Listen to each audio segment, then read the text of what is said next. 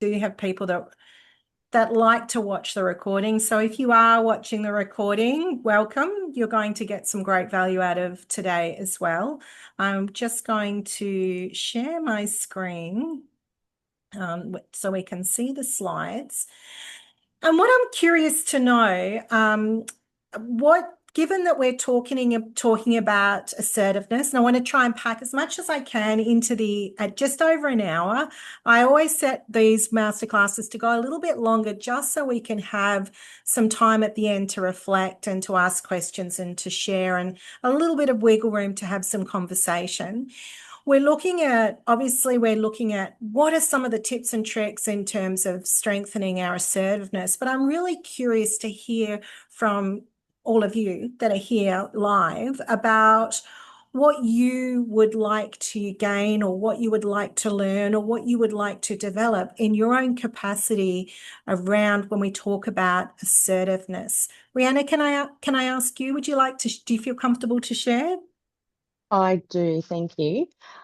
So I guess for me, being relatively new in my role and knowing that we've got a lot of upcoming changes even with our structure, I'm going to be working more closely with not only our senior leadership team, but also um, our supervisor level as well. And that's in the electrical and construction workforce. So it's a very, I guess, a strong industry, very male dominated industry that I'm going to be breaking into. So it's Mm. just a good thing to have some refresher training on this, and also just see if there's anything new that I can adapt and take with me. Oh, great. That sounds like a really exciting challenge, Rihanna, I It think, is. I think to so too. practice those skills and develop those skills. Yeah. Yeah, or change management, as you probably know in your sector, there is some of those trying to build relationship and rapport and trust, but still be firm and clear Yeah. in what needs to happen. Yeah, there's a lot of challenges in that. Cecilia, what Yeah. about you? Yes, I'm interested on a number of levels. And there is this need to be assertive. And you just said that. How do you develop trust? How do you build relationships? And at the same time, not come across too strongly. So where is that fine line? And I was just looking at some distinctions. I was just talking to my partner about what's the difference between chutzpah, panache, and what's the third one? The third one is gumption. They all have assertiveness in these three characters. Which one is most suitable when I'm presenting? Which one is suitable when I'm coaching? So there's a big gray area. And I feel that as a woman in the business world, there is a slight um, bias towards me being assertive and me being direct versus me needing to be more of a listener and more empathetic. So I'm trying to find that perfect balance. I love the words that you used. I have a little giggle because they sound to me so much like US Canadian kind of terms. Rana, I know, what yes. kind of terms would we use in the territory? I think we'd probably say ballsy, gutsy, Most Right. definitely. which are You've got you. and yeah, keep going. I was gonna say just you go getter, all of those kinds of ones there. Yeah, yeah. And ironically, ballsy is such a patriarchal term, obviously, right? Like, I remember Betty White saying, we don't want to say to people, just have the balls to do it. We want to say, have a vagina to do it. And I can say this because we're all women, interestingly, in Mm. this. And there was also what's her name? There was a female presenter for a morning show. Morning shows in any country are always the big ticket thing for presenters. And she resigned, or she got asked to resign. And there was a big thing that came out and was talked about a lot about whether or not you are assertive, or if you're an assertive woman, you get called bitchy. And there was a lot of women that there was this meme that went around going, if you get called bitchy, keep being assertive. If you get told that you're pushy, keep being assertive, or something along those lines. And I actually disagreed with it, because if people are name calling you for something, then your communication isn't landing. You're being misinterpreted as being aggressive or any of those things. So that's the nuance, isn't it, of finding the right balance. That's a good word, nuance. Yeah. That's what we're working on here. So yes, thank you. Yeah. Yes. And it's about, a lot of people will say, read the room, know how to communicate to your room. For you, Rihanna, that's going to be really interesting when we're talking about that industry that you're in, and particularly working with a predominantly male industry, knowing the language that's going to land in the right way. Yes, it is. Mm. Oh, I think it's going to be really interesting for you. The thing that we know, what we're talking about today, obviously is around, a lot of it is focused in that space of communication. We're really zeroing in on communication. However, what also comes into that is holding ground, holding space, and leading probably in a soft and gentle way that guides people to a direction where you can influence people to make the right choices or decisions, or that you can negotiate. So there is a level of leadership in that. Quite often when I'm talking through these masterclasses, people will say to me, well, I'm not a CEO, I don't have an executive position, I'm not even a supervisor, so how can I possibly be a leader? However, there's always someone that's looking to us for advice or direction in any area of life, even in our personal areas. So there's always a level of leadership that we need to develop. Even if you're a quiet and passive person, there's still going to be people that look to you for advice and direction. So all of these things come into play. If we're really stressed, it's really difficult to assert ourselves in an emotionally intelligent way, right? If we don't have the capacity to adapt and roll with the punches, it's going to be harder to assert our wants and needs in different situations. So all of these things come into play. If we get pressured, if we can't manage our time, we could end up being aggressive in our requests and our commands to others. Just do it. We haven't got time. Get it done. And I always start presentations with this information, because we want to look at what's the starting point and where do we want to get to. So I typically see what we see at the Hinwood Institute, and Cecilia and I, and the work that we're doing, and our colleagues here, we see these top three things. These are the most common things that we see in terms of people presenting to us when that wheel is out of balance, when things aren't working well. We get to the point where we're overwhelmed, overworked. I'm just over it. I'm just over this. I can't do it anymore. And that we shouldn't be feeling like that at work. We should be feeling inspired and motivated and enjoying the challenges that enable us to learn something new and develop our skills and our capability. And this one, I think, these ones are really interesting when we're talking about assertiveness, because if we don't communicate what we need to communicate, we can feel like we're being a fraud, or we're not being true to ourselves, or we're not being true to the work, or we feel like we could have done better in situations and regret conversations. So we want to look at ways of strengthening that assertiveness muscle so that we don't feel negligent or that we're off course. The goal really is to get to that other side.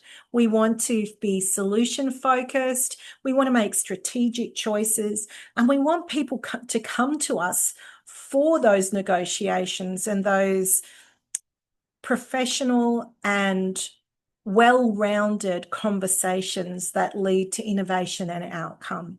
And that so much of that comes down to our capacity to communicate assertively. Now, I will say, as a workplace mediator, I do a lot of, Rihanna, I'm sure you're not surprised to know that in the Territory, I do a lot of workplace mediations. And especially and in Alice Springs, even I get a lot of work surprisingly. And you wouldn't think that I get as much as I do. And I think like a lot of, not just in the Territory, but a lot of places around Australia, that people are short-staffed, people are being pushed up into ranks, particularly in leadership positions, without developing those skills and capabilities. They don't have the language and communication skills and find themselves in conflict.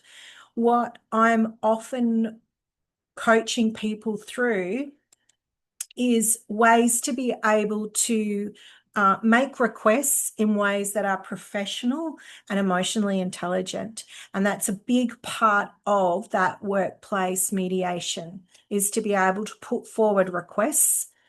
And even when I'm doing training around that workplace bullying and harassment, what's okay and what's not okay in the workplace, it's about the importance of being able to make requests, assert your needs. Hi, Mel. Glad we've got two of you in here. How you going, Mel? Are you able to hear me okay? And if you're able to, this is a very interactive masterclass. I know everyone's got their cameras off here. Cecilia had hers on for a little bit. Rihanna can't turn hers on. Oh, and Mel, are you there? Oh. She's kind of here and she's not here. She jumped. She's obviously having technical challenges. Oh, we got something in the chat. Oh, she said, yes, I am. Sorry, mic and camera not working. Mel, I'm going to keep the chat open just for you. I'm glad you made it. I'm glad you can see me and hear me. Okay, so what I want to communicate to you now is that you have the right to assert yourself. So what that means is that we all have the right, we're predominantly talking about the workplace here, but we all have the right to be able to communicate what we want and what we need in order to do our job well. And that's a really interesting thing in this contemporary world of work. I sound like ChatGPT when I say that. I sound like a ChatGPT script. However, things have changed. Now in the workplace, we have the right to be psychologically safe. We have the right to not be stressed. We have the right to disconnect. And so it's really interesting in terms of what that means and the requests that we might make around that, to be able to do our work well and to enjoy the work that we do. So when I'm talking about the bullying and harassment, for example, it might be making requests in terms of the jokes that people make or the term of endearment that they think is cute, but you don't find so cute. This is where we need to assert ourselves in a way that's not knee-jerk or aggressive, but is making a request. So we actually all have the right to assert our needs, our wants and needs to do our job well, what we need to be motivated, what we need to not feel stressed. To be able to, a psychologically safe workplace means that we can express opinions and emotions without kickback. So if I disagree with something that you're saying, I have a different point of view, I have concerns around something, there should be a space that is encouraging that kind of conversation. So if you're in a position of leadership, I want you to think about that. What kind of space do you create that enables people to openly share about concerns that they have? And the reason I'm pausing is because I'd love to hear from you what you do or what is available within your working environment, or perhaps it's been a previous work environment where you felt safe to be able to express opinions and emotions. So Mel, you're welcome to chat. Pop something in the chat if you like. You might have to type a little fast. But Rihanna and Cecilia, would either of you like to share in terms of what you have in the workplace or you've experienced where there's that safety to be able to speak up? I suppose my issue is the context and the timing. So is this done when there has been an issue and it needs to be addressed on the spot? Or is this something that can be discussed during a weekly session, that there are ground rules that we cover? Or is it through an intervention where we actually we have a space to voice our true opinions? Because day-to-day work is very challenging to be able to stop and say, this is what I need. Mm. Rhianna, what about you? I guess I've been very lucky to have been in some exceptionally safe spaces in the workplace. I guess for myself personally, I'm going to use an example. I've had some health issues that, as I've gotten a bit older, they've become a bit more transparent, and it has been something that's affected my capacity at times, let's say. When I was a bit younger, I used to try and hide it. So, you take your sick days. You're not really upfront with your managers about what's going on. And it took me a little while to learn, if I'm upfront and I guess actually sit with them and explain what's going on in a way that works for me, I am going to get more support. And I guess when I first started doing it, it was scary, but it actually opened up a path for me to know that in general, when I'm with a manager doing a one-on-one, that is a safe space where I can generally have a chat about things that are impacting my workload. Yeah, great. And so what comes to mind, Rhianna, when I and Cecilia, when you both said that, is having good structures in the workplace around performance management. So it's those organic conversations, which is, Rhianna, just what you were talking about, is if you've got some health challenges, to be able to communicate, and it's okay, it's your right, to say, Mhm. right now I'm experiencing these challenges. If you want me to do this work, I'm going to need this. I'm going to need this support. I'm going to need these variations to the work, whatever it is. And most workplaces are going to appreciate you coming to the table with a solution. So it's actually more helpful rather than leaning on everybody else going, I can't do this, fix it for me. Whereas if you can come in and go, you know what, for me to do this, this is what I'm going to need. Yeah. Correct. Yeah. And I think too now with the changes in the workplace around psychological safety and mental health, we need to get better at those conversations as well around those things. Obviously, there's the physical needs that we might have if we're recovering from an injury, but what about mental injury? And it's really interesting when people are recovering from, I saw a CEO talking, I think she was from Microsoft, and she said, when people are dealing with mental injury, it's you can't see it. Whereas if you've got a broken wrist or you've had chemotherapy for cancer, people go, how are you doing? Are you okay? Is everything all right? But you can't see a mental injury. And so, and especially if people are exposed to trauma or other things or have PTSD from work or from other situations, that's something that they need to live with and deal with. It's not something that you can see, and we're not in a habit or a culture of asking that. So that once again, it's being able to communicate. It's your right to be able to communicate what you need in order to do the work.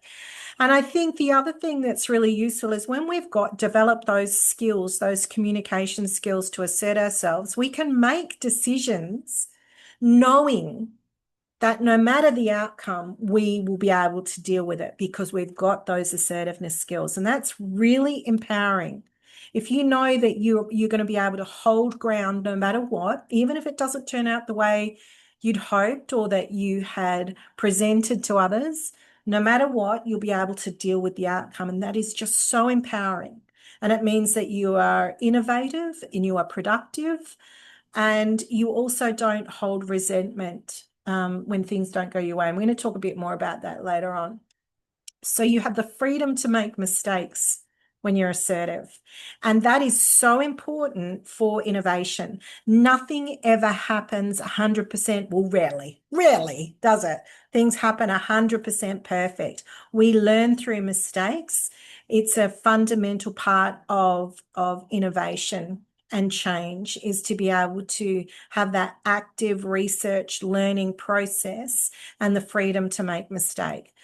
And you have the right also to change your mind. And sometimes when I'm coaching people, it is about, especially women in leadership positions, they get so fearful of not having the perfect words in the moment or not being able to answer that question in the moment. And it's about having the language to be able to say simply things like, let me come back to you on that. I want to give it some more thought, rather than, yes, no. Sometimes it's okay. Or even to be able to go back and say, you know what, I've thought about that and actually I've changed my mind. I don't think it's a good idea to do that. I think we should do the original plan. Whatever it is, you have the right to be able to change your mind, and that's okay. That's part of that assertive process as well. And you can work independently, knowing that you're able to make those requests and to negotiate things in a way that works for you.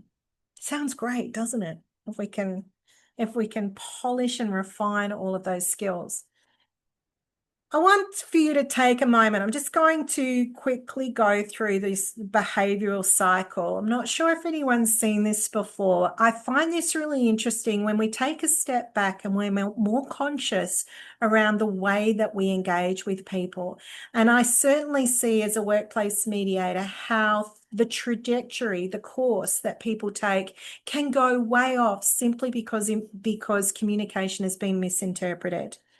You've come across as either passive or aggressive, or passive aggressive, which we'll talk about. Where we intervene in that communication cycle. So basically, it makes common sense when you stop and think about it. But basically, this is how the behavior flows when we're engaging with other people. And I always use, when I'm in a face-to-face training, I will use this example where I'll say, let's say someone walks into the room and I've got computer technical challenges and my laptop won't work and I can't present on the screen and I'm stressing and worried, and someone's walked into the room, first person's walked into the room, and they attempt to greet me and I'm kind of, hi, how you going? And because I'm stressed. So my behavior is impacting upon them. If you were the person walking in the room. So immediately you might feel, wow, am I in the right room? This person seems angry with me. Barbara seems aggressive. She's not very welcoming. Does she not want me to be here? Is she cranky because I'm too early? All of these thoughts could be going through that person's mind. So my behavior is impacted on you as you walk in the room. And that's going to impact how you feel about yourself and how you feel about me. For example, am I safe in this space? Is Barbara judging me? Is she a cranky, nasty person? And so that affects how you respond to me and how you engage with me in the room. So you might shut down during the training. You may even walk out and leave. You may sit there with your arms folded going, I don't want to be here. I don't feel welcomed here. Now, for me, seeing you in the room like that kind of impacts upon me. I go, wow, what's wrong with this person sitting there, not engaging, with their arms folded and a scowl on their face? They mustn't like me. Well, I don't like them. Not that I'd ever think like that, but I'm just giving you a scenario. So you can see there's a whole cycle that goes into trajectory simply because some information has been misinterpreted. And perhaps what's really important to reduce conflict is clearly ask questions and get clarity and communicate wants and needs, rather than letting things go unsaid and resorting to a passive form of communication. It's so interesting in mediation where you see these assumptions about people's intent go totally off track simply because they haven't asked some questions or sought clarity in that communication. So in a nutshell, we have my behavior and my perceptions are going to impact upon your behavior and your perceptions. That's the cycle that it goes through. And what we want to do, this is where the emotional intelligence side of things comes into the communication. What we want to be able to do is identify triggers. These triggers are our own triggers, what's going to trigger us into a response, and it's a survival response. And that's the way that our brain works, is that's automatic. We can't overprocess all the things all the time. We have to get into an automated response, like driving a car. When we first drove a car, for those of us, I think most of us do, even riding a push bike, everything was very conscious. Now it's an automated unconscious response most of the time while we're driving. We just automatically do things. So, and our brain will do that to keep us alive. When there's threats, we have automatic responses. So the key here with this developing our assertive communication is to have a little bit of an intervention and applying some emotional intelligence techniques. So rather than just reacting, we want to have a different response. So when we have a trigger, something that can really trigger us, and we can have an aggressive response, or we can have a passive response and withdraw, or a sarcastic response. We want to be aware that here is the trigger and I want to have this automated response, but I'm going to reflect. I'm going to look at what's the situation here? What are the facts? What do I want? What do I need? And then have a more considered and conscious response.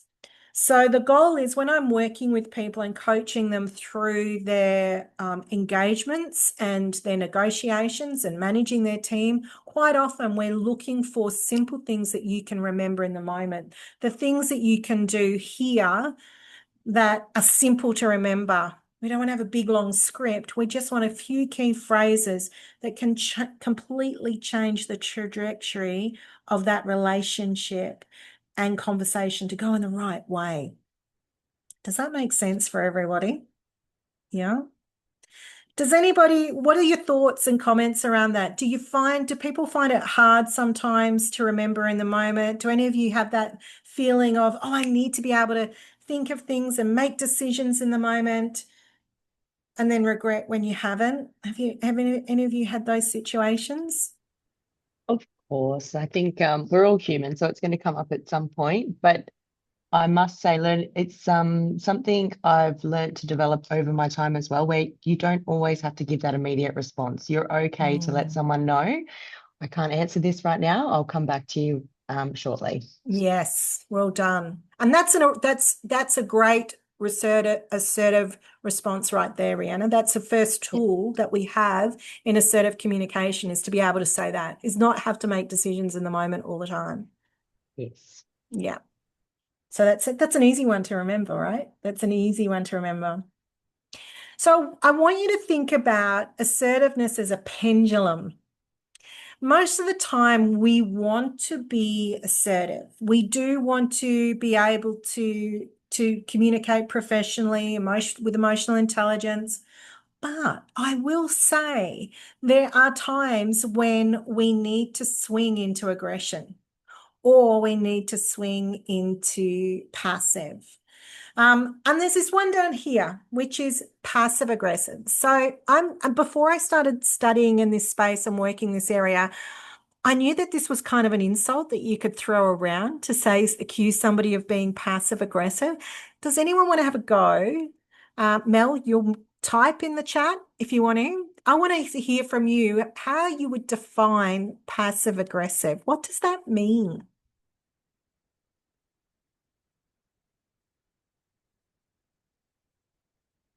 Cecilia, can I ask you, how would you define passive aggressive?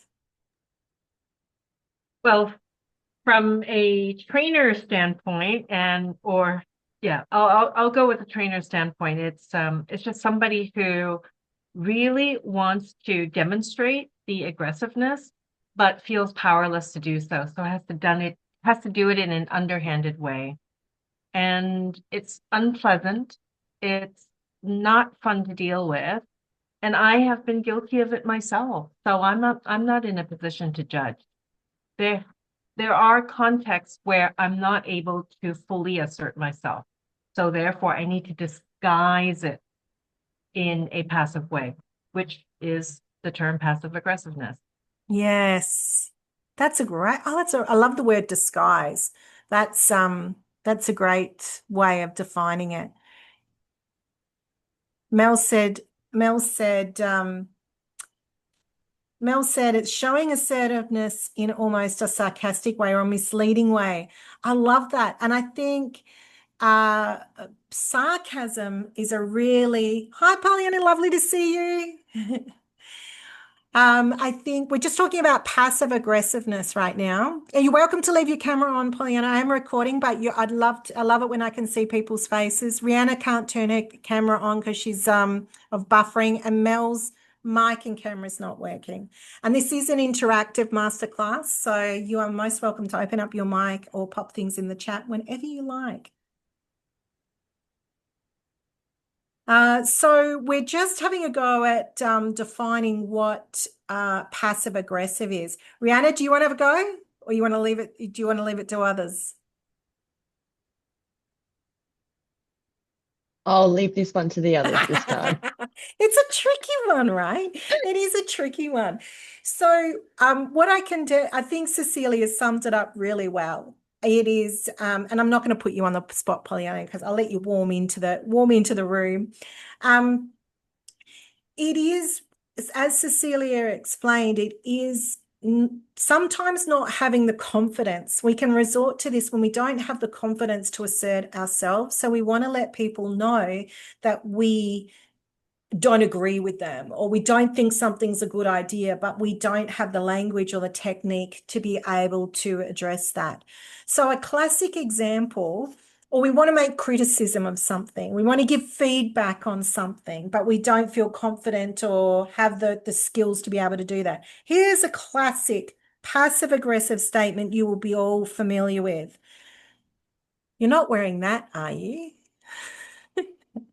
Have we heard our partners, significant others, or our mother say that to us when we went to leave the house? So what happens in that situation? We typically say, what's wrong with what I'm wearing? And then the gaslighter will say, oh, no, I was just asking, is that what you're wearing? All right. Gaslighting's not on this slide. That's your next quiz question. It's a bit like going to a trivia night, isn't it? Does anyone want to have a go at defining what gaslighting means? Because that's a form of passive aggressive behavior as well. Anyone want to have a go?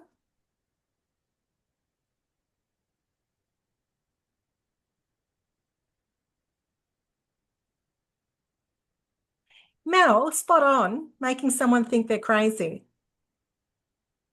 That's essentially it. Making someone else think they're the problem. Making someone else look like the issue is with them, not with me. Is Making where, them doubt their thoughts, their actions, their feelings. yes, and doubt is the key word there. Or to question. Do you know where the term came from, gaslighting? Does anyone know where it came from? Why we use the term gaslight? No? It might have something to do with lighting something using gas. You are pretty close. So where it came from was a movie in the 50s. This was when men could commit women to mental institutions if they didn't like them. There's been some great movies over the years where you just have to prove that a woman is mad to institutionalize her and get rid of her, and even to be able to remarry. So in this movie, this was set in America, in a city in America, I can't remember which one, but it's where their lighting was actually powered by gas. So in the housing, they would have the lights, the gas lights, right? And so this man was determined to make his wife think she was going mad by affecting the lights. So he would dim the lights and she would say, oh, it's really dark in here. And he'd go, no, it's not. It's perfectly fine. There's something wrong with you. Or the lights are flickering. Why are the lights flickering? He's going, no, there's nothing wrong with the lights. So he was trying to convince her that she was going mad so he could institutionalize her and get rid of her. And so that's where the term gaslighting came from that movie.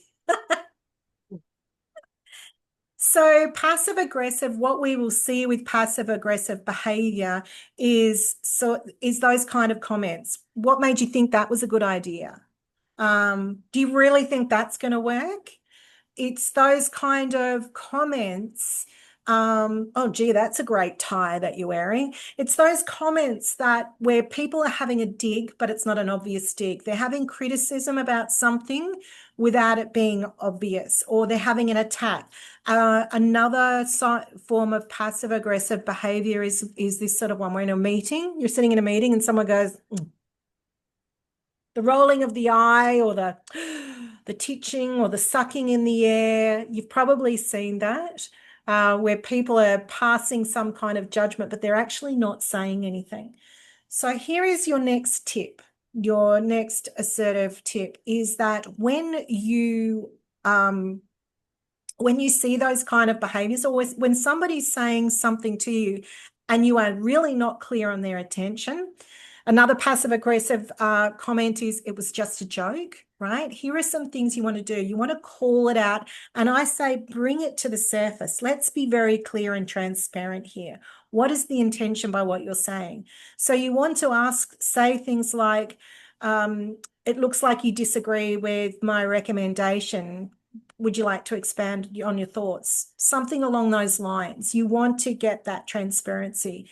It looks like you have a difference of opinion. Can I ask you what that might be? Or what did you mean? What did you mean by that is what Cecilia said.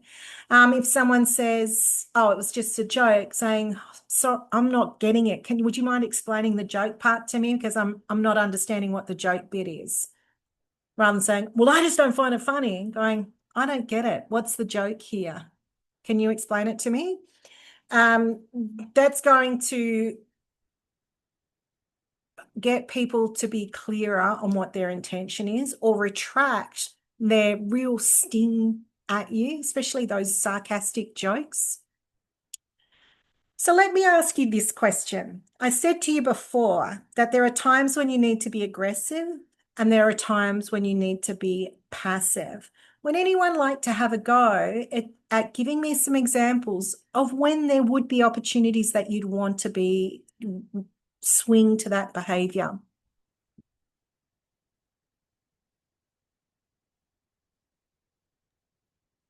I've got an example of a situation I observed once, a few workplaces ago. We had our management team, so we had a HR advisor and we had our recruitment manager, both at that management level, both very composed, well organized, great leaders. And usually they worked very well in hand. There was never any concerns, but there was this one time that I noticed the HR advisor, she read the room really poorly. The recruitment manager, which no one knew, but he was having some personal stuff, which was obviously trickling into his work life and affecting how he would normally react. And in a simple communication, he snapped and responded poorly, but in a way that he had never done before. And what I noticed was this senior HR advisor did not reflect on that well at all and noticed that it was a unusual behavior. Instead, she actually reacted herself very aggressively, stood up and got very confrontational in front of him. And it actually ended up the recruitment manager turned and left the room, obviously cooled down, and they were able to talk about it later. But it was a really big eye opener for me on when you read the room incorrectly or don't notice that maybe someone is going through something and you don't tailor your reactions to that. It was a really interesting situation for me to see. So do you think, Rhianna, in that situation, if we be really pragmatic about the definitions and what those things mean, do you think that the one of those people should have opted to be a little bit more passive in that situation? Yes, it actually surprised me that the HR advisor was not more passive in that instance because it was an unusual interaction from the recruitment manager. I was a bit surprised she went with the aggressive reaction as opposed to the passive reaction. Yeah, right. Didn't end up well. They ended up having to reconvene. Yes. Does anyone have an example of where, thank you for sharing, Rhianna, that's a great case study. Anyone have Actually, I thought that's a great example. And if we were to look at what if she had behaved passively And there are times when somebody is acting out aggressively, the natural reflex is to react aggressively. And I think that's what she did. So how do we master this pause that you just talked about, Barb? There is a stimulus. How do we stop and get our grounding instead of reacting from the autonomic physical amygdala response? And, in that moment, it was a split second. I don't think she even had a chance. But what if there was a little bit more awareness around, okay, I need to stop, take a breath. And in this pause and reflection, I'm able to collect my thoughts in order to respond in a assertive or just to calm myself first and not be responding in that fight or flight mode. And in those situations, things do speak, they move so fast, they speed up. Yeah. So if somebody has a aggression attack at you, it's like someone's throwing a verbal punch. So we want to throw a verbal punch back. But if we can, nothing's going to happen if we just stop and hear and receive, consider, and then come back with a response. Yeah. So the passive response is really the freeze mode. I don't know what to say. I'm just going to quiet down, whereas the aggressive is the fight mode. Yes. Yeah. Pollyanna, do you have any thoughts? I hope I'm saying your name correctly. You're still on mute though. No, you can't. You can't do it. That's okay. You're gonna have to type into chat. So what I will say to you is to give you some examples of where you would apply passive and aggressive behavior as well is let's say somebody, if you're a parent, whoops, my earring just fell out. If you're a parent and somebody is hurting your child, you wouldn't try and negotiate. You would aggressively step in and say, take your hands off my child, for example. Or let's say someone touched you inappropriately in a public space, or not even in a public space. Somebody touched you inappropriately. You would probably quite almost aggressively say, take your hands off me. Step away. You would be quite aggressive, assertive, swinging into aggressive in that communication.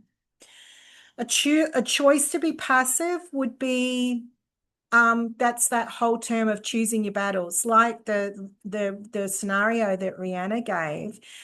It could also be things where is it really worth pulling somebody up on something if today's their last day on the job? Like, really? I'm just going to let them going to win.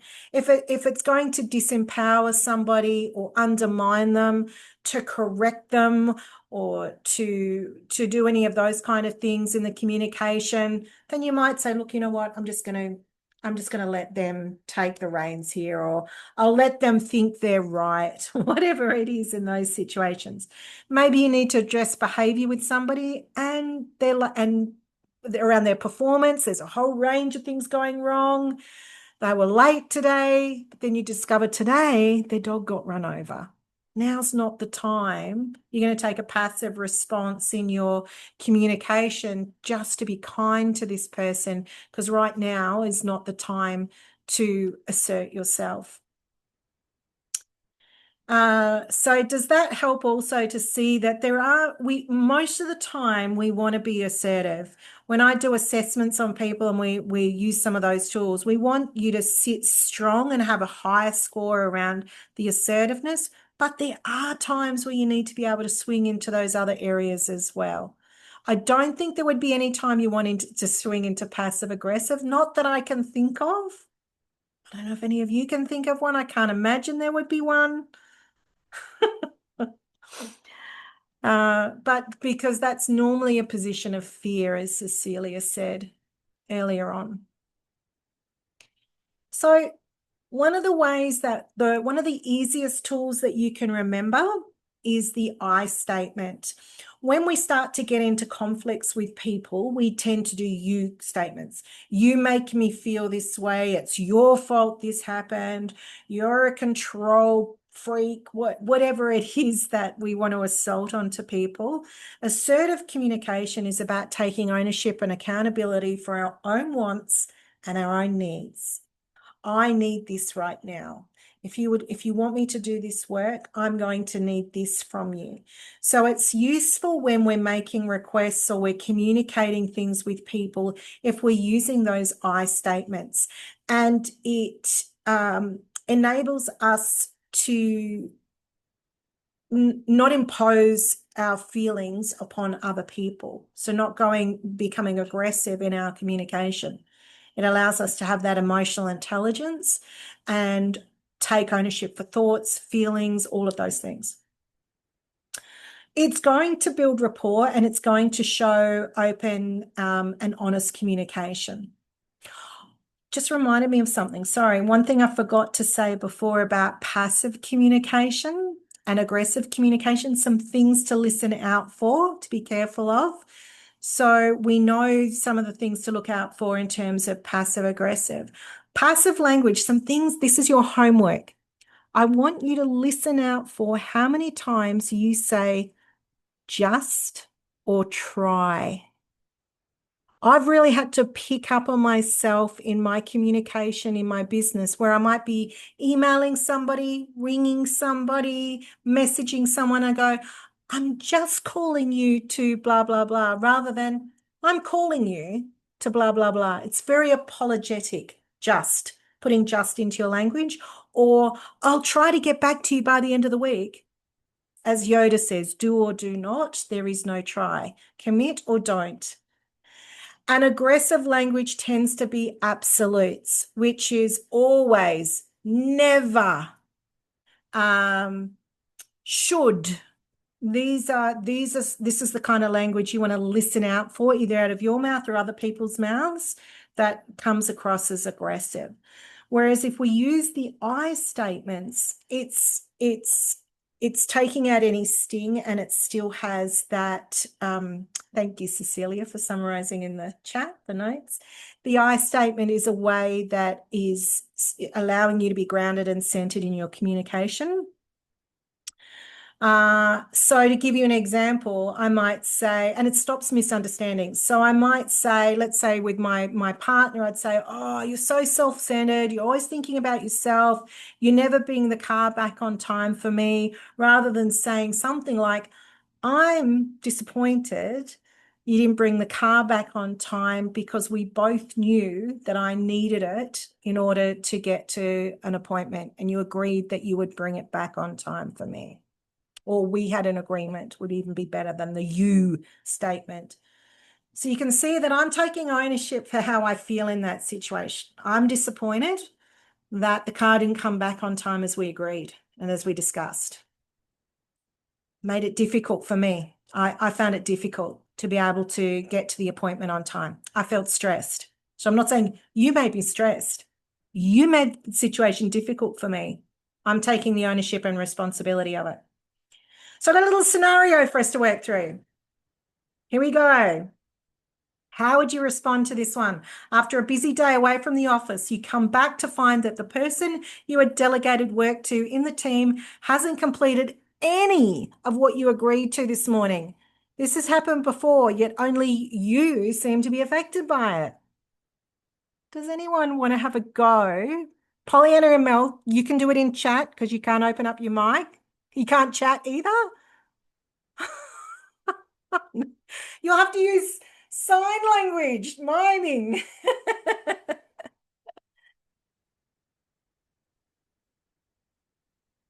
What does anyone want to have a go at what you might say? What could be some eye language?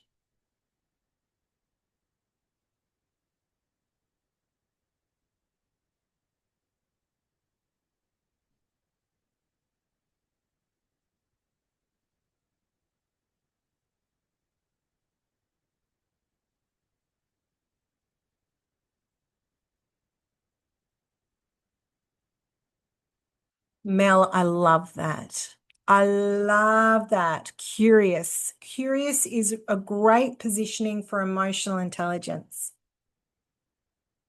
Yes, because it allows you to consider that there's an alternative point of view, and being open to that.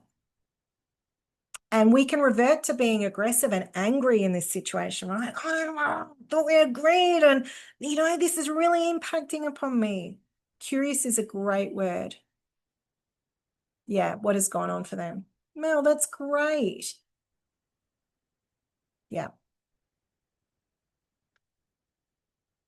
So it could be something along the lines of, I'm curious what happened.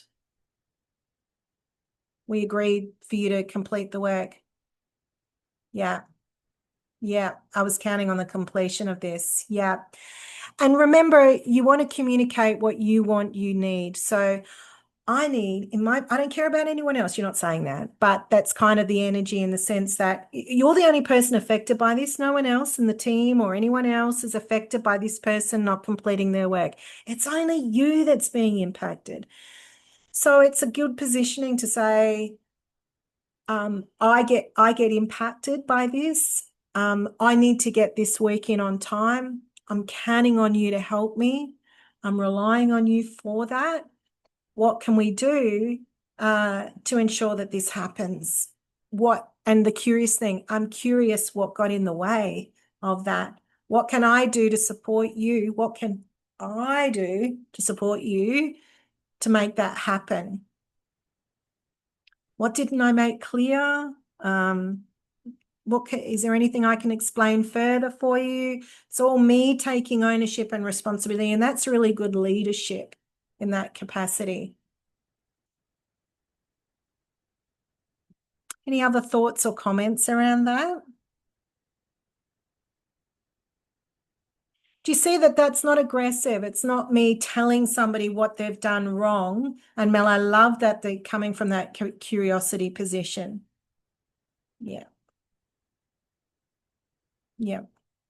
The other one that I find really useful too is if you want to put forward a request, rather than I would like you to do this, just an option is wonder. Wonder is another cool word that one of my clients came up with, as I wonder what this would look like. I wonder what it would look like if we did this. I wonder if it would work for you to start on that a little earlier. Would that help to get the work done in a time that's going to work for both of us? Yeah, it's creating a two-way dialogue and being solution focused. Yes. And it's being adaptive, which is resilient, open to alternative ways of doing things. Yeah. Nothing stays the same. Everything is about change. So change is about innovating. So conflicts, if they're handled well and in an assertive way, can actually be really healthy for us and really, really productive. I want you to think too about making requests. So how do you stand your ground and make a request of somebody or someone in a way that's not demanding, not aggressive, not apologetic and passive? You want to be able to make a request that clearly communicates what you want and what you need. So got a scenario, another scenario for us to discuss. You are a keen basketballer. Your games are every Wednesday night. Tonight is a big game that could get you into the semi-final. Your manager has just sent you an email to inform you that you will need to cover for an unwell colleague at tonight's important meeting. What's a request that you might be making around that? Has anyone got some ideas? Remember that we want to be solution orientated. We want to negotiate. Assertive communication is about collaboration, negotiation. What might be some requests or some communication we have around that scenario? Any ideas?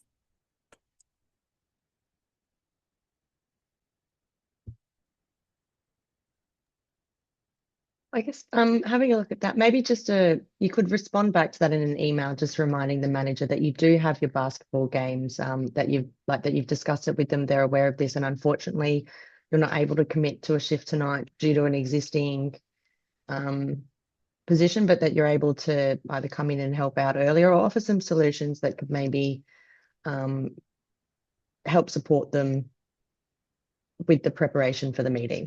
Yeah, great. That sounds really, really clear. Really clear boundaries. Pollyanna and Mel, is there anything you want to type? Cecilia, and what thoughts or comments do you have around that one?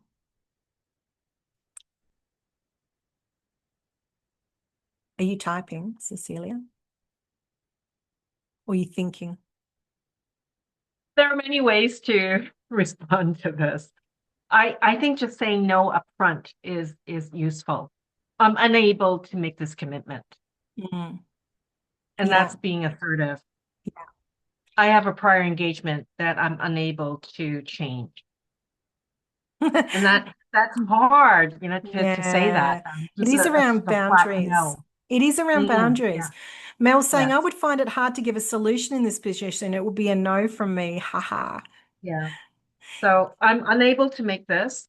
Is there something else I may assist with Yes. in lieu of attending the meeting?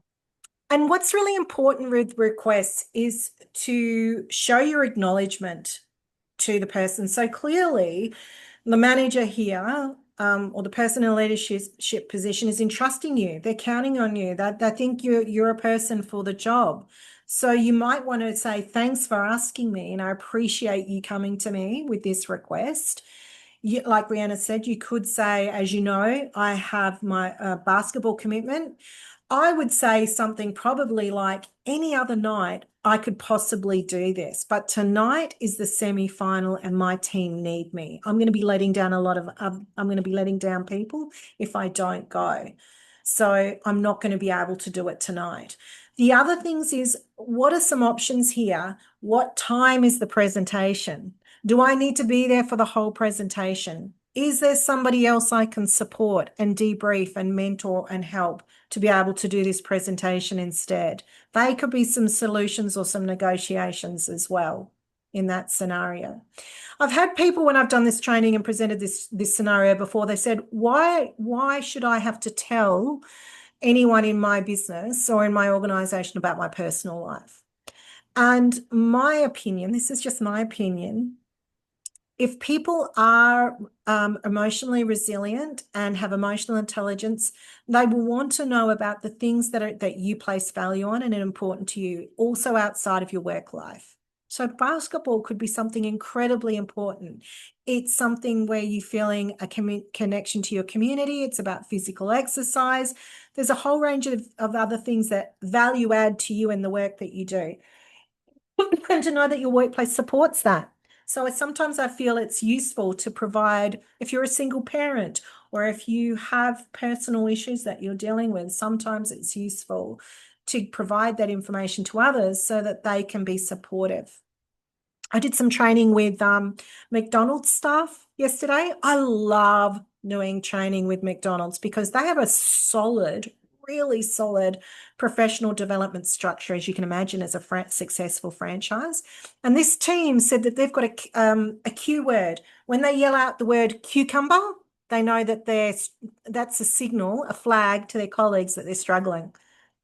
So I thought that was delightful. Cecilia said that's a great distinction, not making excuses, but stating your values up front. And I think too, Cecilia, is just because you don't value it, I've got to respect that if I don't value it, I've got to respect that you do. Basketball is not my thing. It's just a basketball game, but to you, that could be really, really important. Yeah. I get another scenario. What about this one? One of your team members, Jasmine, has delivered their report to you late for the third time without explanation or apology. This delays work on the project, and you can tell that the rest of the team are getting unhappy about your lack of action as a team member or as a leader with Jasmine. What's your request? How do you assert yourself in a way that's still supportive to Jasmine? What would you do? I know Mel's going to be curious. Oh, sorry, Pollyanna, I missed your comment before. To be transparent, speaking honestly about your feelings, maybe proposing and supporting through another way. Yes. Yeah, that's a good response. What about this one?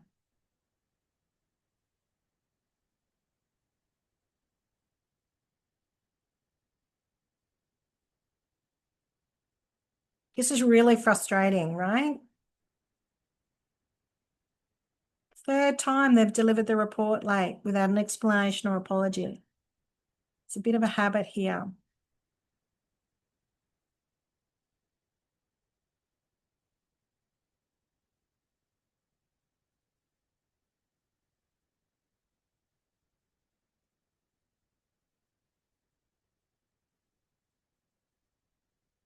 Yes, Cecilia said, I take ownership for not speaking up earlier. Let's talk through the timely delivery of these reports moving forward. Yeah. Yeah, that's a good response, Cecilia. So we're starting to get a feel for it now, right? So we want to be able to say, I need these reports to be on time. I have a responsibility to make sure I'm supporting all the team and to make sure that we don't have any bottlenecks or one person is holding up others. So that I can look after your relationship with your colleagues, what's something we can do to get these reports in on time? I feel that there's a responsibility not to say, we don't want to say your colleagues are complaining about you, but to bring in that element of we've got to support the team. Pollyanna said, is it necessary to create a moment to talk without any judgment to her, understand what is happening and how could I help her to achieve her goals? Yes. Yes, I agree with that, Pollyanna.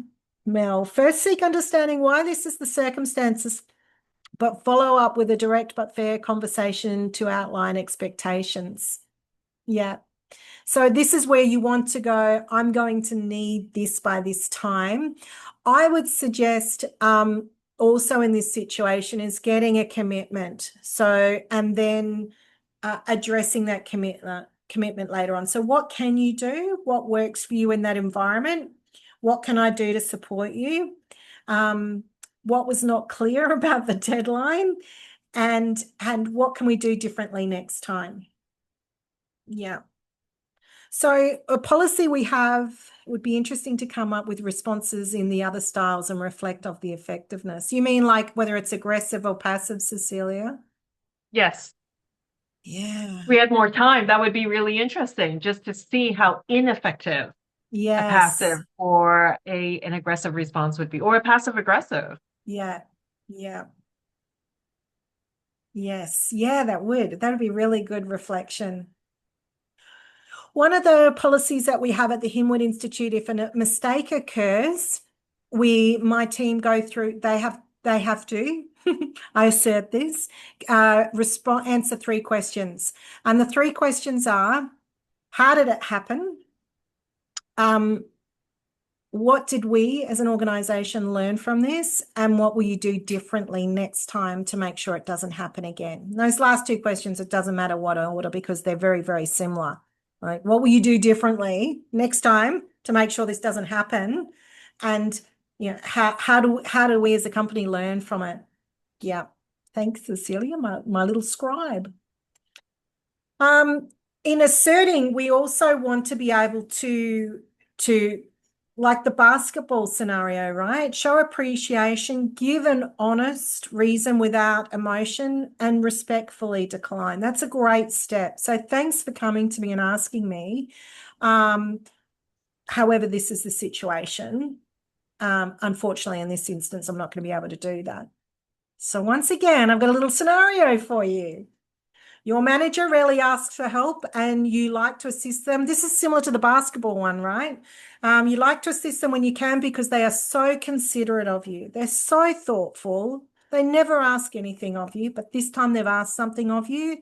So we could, people pleaser, give in. Tonight they need your help, but you need to take your son to the orthodontist, and another appointment won't be available for 8 weeks. This is life in the territory, by the way, for those that don't live in the territory and all know what I'm talking about. We have specialists come and visit us in remote areas that we don't otherwise see. Well, certainly in Alice Springs. It's the same up here in Darwin, maybe not as bad as Alice, but definitely feel that void. So what do we say to this? Oh, this lovely manager. They're so kind and they're always so accommodating. They've asked me to help and now I've got to knock them back. My response to that is very in line with the basketball response. Acknowledge what they've said and say, I wish I could help, but in this instance, I can't. I have my pre-existing appointment and it's not for another 8 weeks. Yeah.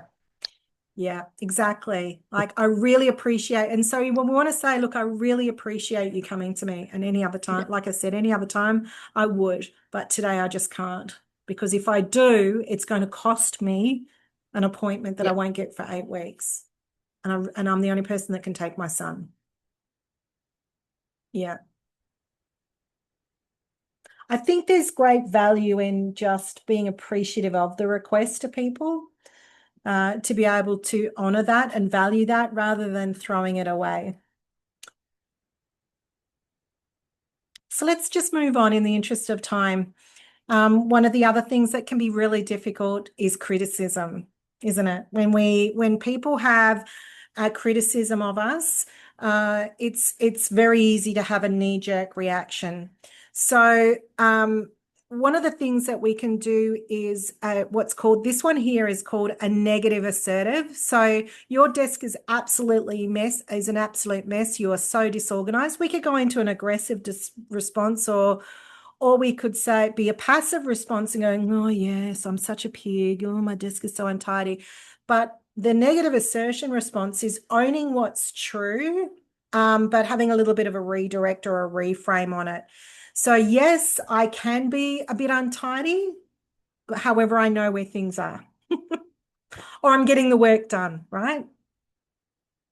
This is a similar one. Thanks for gracing us. Here's a passive-aggressive comment. Thanks for gracing us with your presence.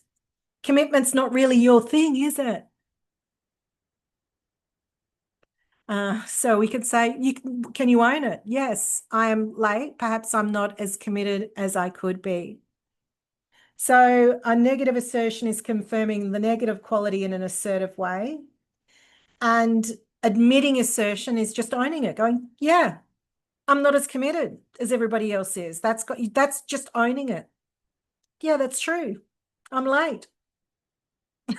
That's it. You don't have to defend yourself every time. I'm going to make this really easy for you. Here's a tool that you can remember in the moment. This comes from my mentor, our company is named after the Hinwood Institute. This is absolute gold, this one. Dr. John Hinwood shared this one. This is really good for criticism or that negativity.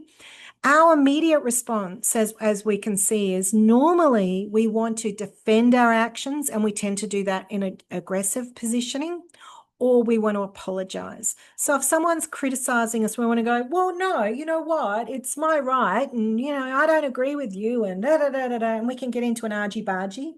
Or we can be passive and go, oh, you're so right. I'm such an idiot for doing that. Oh, I'm so clumsy, or whatever it is, and become really, really apologetic.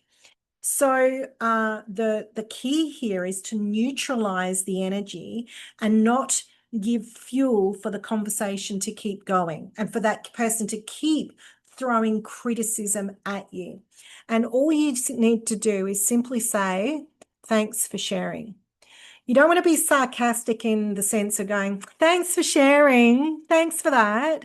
It's more along the lines of, thanks for sharing your thoughts. That's it. That's it. Thanks for the feedback. Thanks for that information. But the essence of it is, thanks for sharing. So you're not admitting to anything. You're not defending anything. You're just acknowledging that you have heard the person and what they're communicating. John and Judy used to take it even further sometimes. If people kept going, they would say, "Thank you for sharing your thoughts. I don't feel we need to discuss it any further." Yeah, so that can just put a nice end to it. I've taken on board what you've had to say. I've received the information. That's it. I'm not giving you a response. I'm not going to take the bait of what you're going to, of where you're going with this. Does anybody have any other thoughts or comments? Or this is hard when people are criticizing you. Does anybody else have any other thoughts or suggestions? I've got some more around that, but I'm curious to hear from people in the room in terms of how you deal with this, because it can sting.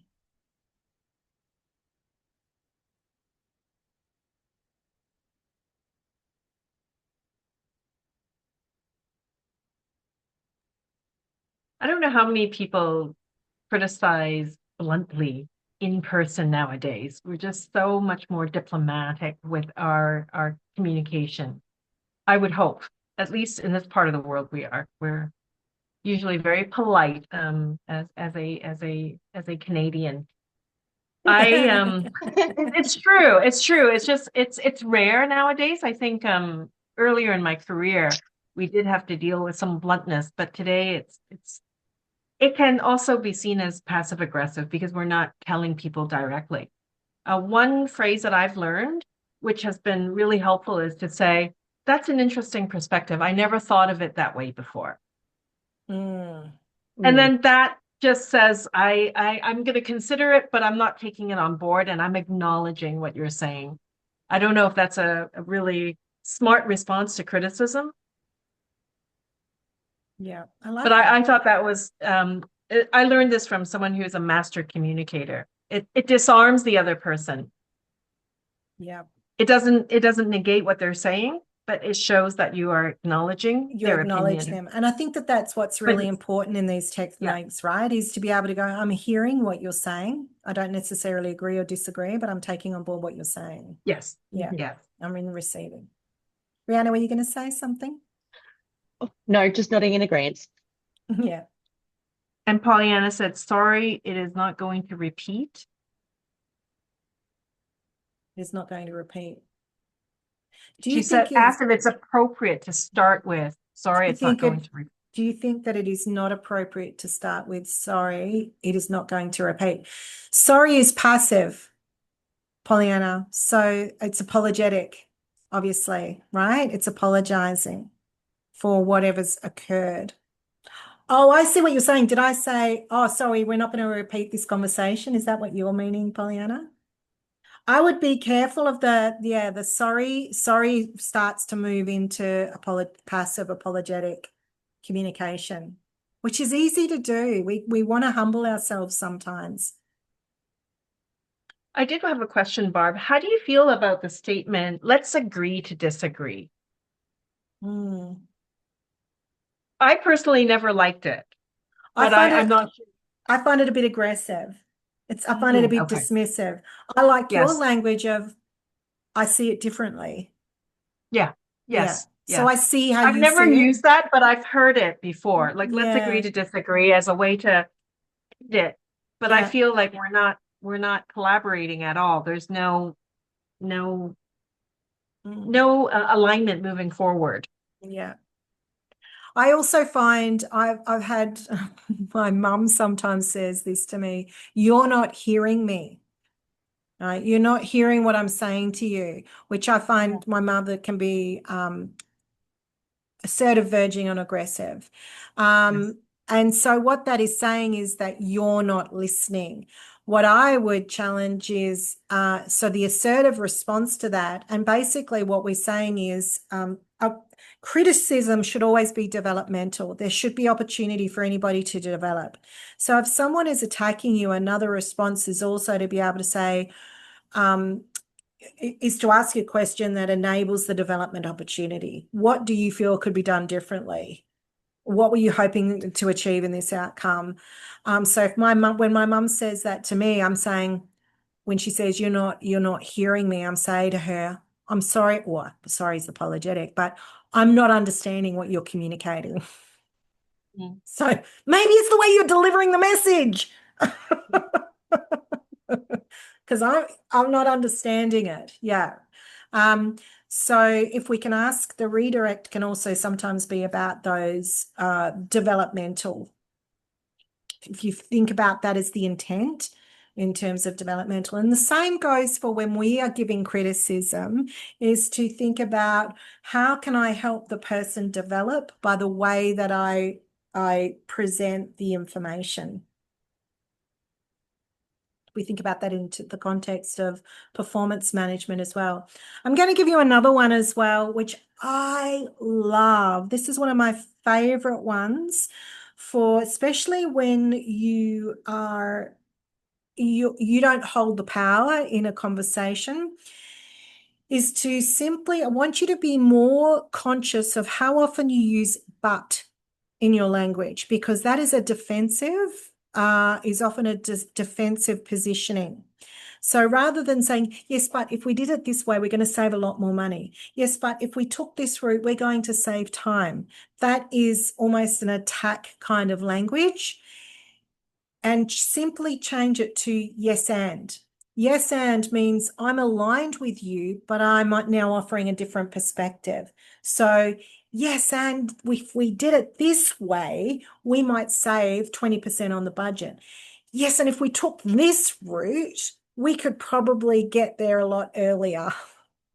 So it's not attacking the person. It's going, I'm agreeing with you. I'm just swaying a different perspective. It's really, really powerful to be able to assert a different point of view. I'm going to give you one more little one to take away. Remember I talked to you about the I wonder? This one is, if you want to be able to offer an objection to something or a different point of view, it's useful to pick out the things you agree with. And this is what we do in mediations as well. The mediator looks for the points where people agree, but this is a really simple methodology. The recipe is I like, I wonder. I like what you've done with the budget. I like that you're thinking about the marketing costs.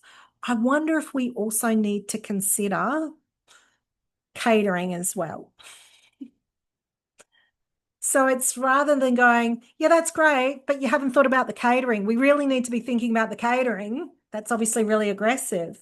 So I'm showing appreciation for your thoughts and your ideas and your contribution. I'm offering a different perspective. It's and I wonder is such a gentle way of having presenting a different perspective and a different point of view. Any other tips or tricks that anyone wants to share that they like for assertive communication before we wind up? What I would like you to do now, I like to do this when I'm delivering training. I really like for you to be able to, this is a bit of a crash course, right, in assertive communication. We want to trick your subconscious. We want to have a bit of an agreement with your subconscious. I would love for you to write at least one thing that you might stop, you might change, start, stop, change, or continue. So if I've shared something with you or you've shared something and you go, this really works for me, that might be your continue thing. But I would love to hear from you in the chat.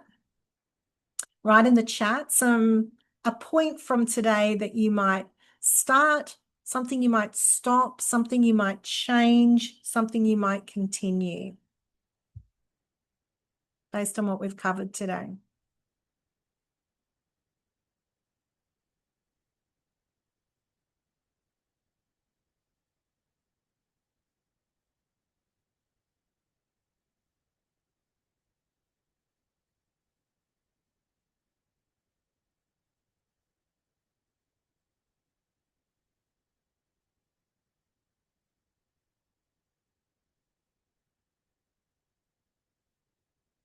Or if you want to, those of you that have got mics, you can also open up your mic if you want to.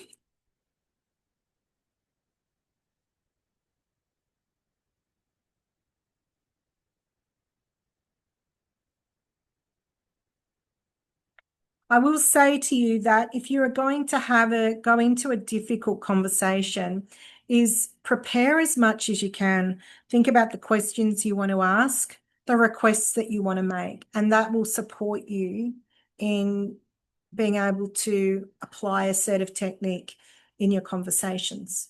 And like I said, that's often something I'm coaching people through, is how they're going to enter into some of those and prepare into some of those conversations, or reflective practice.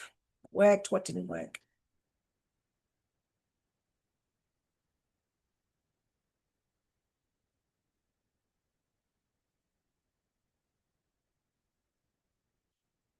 So I'm keen to hear from you. Pop it in the chat or open up your mic.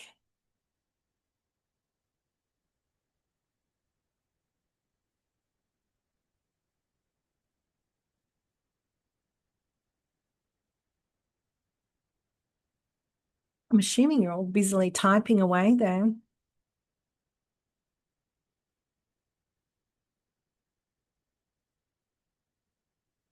Yes. Pollyanna, that's interesting. I need to be more confident about my values in my team and stop saying sorry about simple mistakes. Pollyanna, my advice to you too is with your team is that, remember, like I said before, mistakes are an important part of learning, and to the assertive communication is, if it's detrimental to them, if you made a mistake that impacted on them, I mean, there is an element of sorry, but the assertive approach is, I made a mistake and this is what I will do differently next time. I appreciate it impacted upon you. And so you could say, if it really did impact on them, then sorry is okay in that situation. I'm sorry that it impacted you. The assertive communication is what you're going to do differently. The mistakes, however, Pollyanna, are really important, because if you can own your mistakes and be transparent about them, your team will be too. They will go, it's a mistake. They recognize that they happen, and you want them to let you know when they've made mistakes. So with my team, they know if they make a mistake, they don't have to hide it from me and cover it up. We're going to learn from it. Mel, yes. So all I wanted, yes, Cecilia's answered. I just wanted everyone to come up with at least one takeaway from today, given all the tools that we've talked about, of something that you will start, something you'll stop. You don't have to answer every one of those, but at least one of something you might take away from today, even if it just reaffirms something that you are doing right. That's something that you can continue to do. Rihanna, you haven't got one yet. Are you still there? She might have stepped away too. Start. Here we go. Start. Just finished. Start reflecting more, particularly when criticized. Yes. I had a client say to me that criticism can be a gift if you take it the right way. If you can use it. Language with just and try. I know we're going to have that's your homework, is even if you just raise your consciousness around how often you do it. Trust me, I do it too. Yep. I'd say just and try all the time. Well, I know I did that in an email yesterday. Oh, I'm just emailing you too. So that actually struck with me when you mentioned that. Yes. And if you think about it, Rihanna, what a difference it makes if you say, I'm emailing you to inform you, rather than I'm just emailing you to inform you that I'm emailing you to inform you that. It's a different positioning, isn't it? It is. It makes me sound more confident when I'm coming across to you as well. Yeah. Just is the apologetic. And I do it Yeah. all the time, Rihanna. I type it and then I stop it. I leave a message on somebody's message bank. You're going to continue knowing my personal values and boundaries. Boundaries are really important. I'm going to leave you with a bit of an affirmation, which is, I love this one when it was first shared with me, is the power of your yes comes down to how well you can say no. So part of assertiveness is being really good at finding the right language to respectfully say no to people or things. And that means when you do say yes, it's so much stronger. That's why I said at the beginning of the training is that when you have these language skills, you can commit to things much easier because you know that you'll be able to deal with the outcome, whatever it is at the end. So yes, boundaries is it's really strong point in all of this.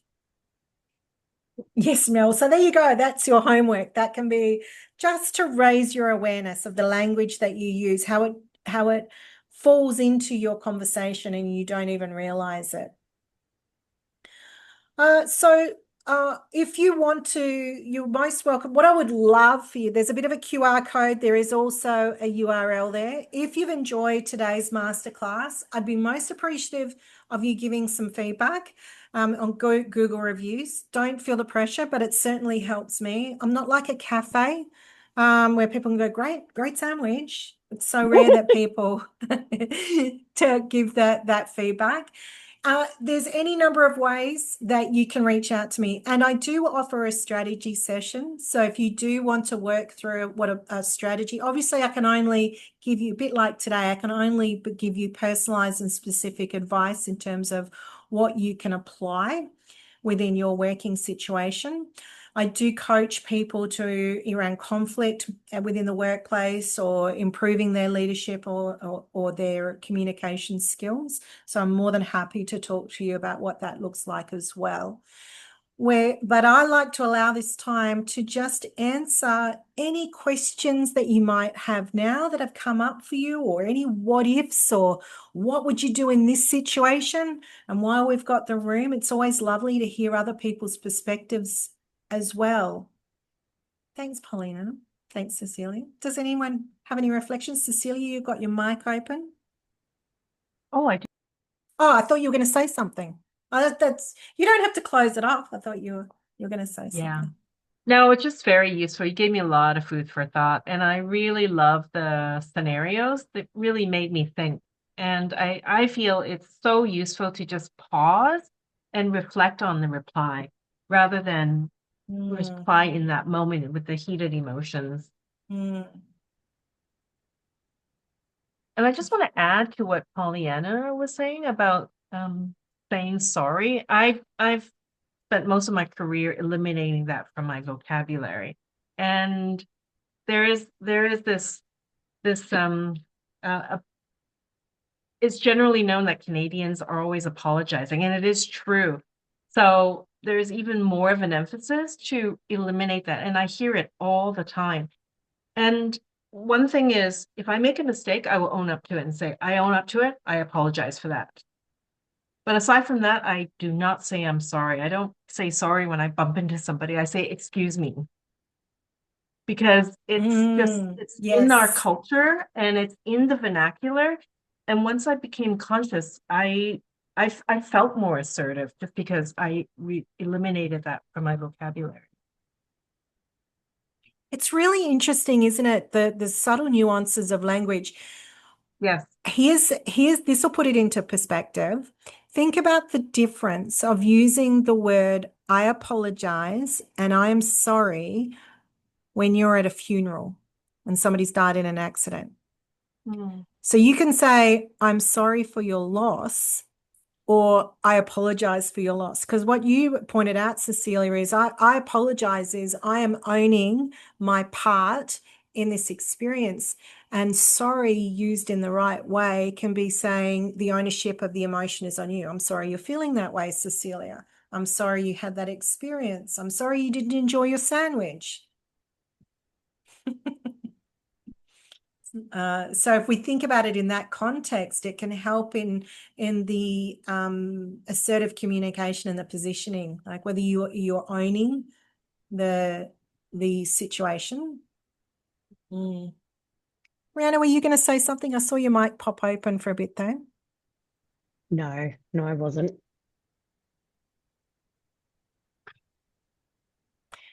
This is very rich information, Barbara. Thank you. Yes, I can agree with that. Thank you for everything discussed today. Yeah, no problem. All right. I will leave you all to ponder on that. My advice to you is to be more mindful and reflective of the language. Sometimes it's useful. Cecilia and I both know this when we listen back to our recordings of ourselves and the little words or the positioning that slips in when we're communicating with people. So if you have the opportunity to hear yourself in conversation or think about what you've said and reflect on, is that aggressive? Is that passive? Is that passive aggressive? Or am I being assertive?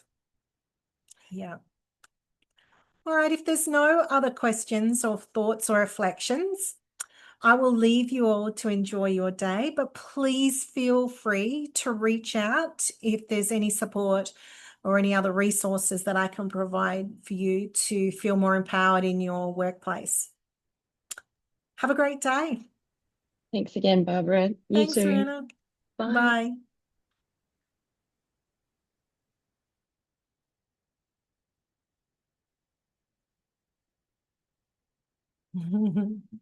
I'll talk to you later. See you, Mel.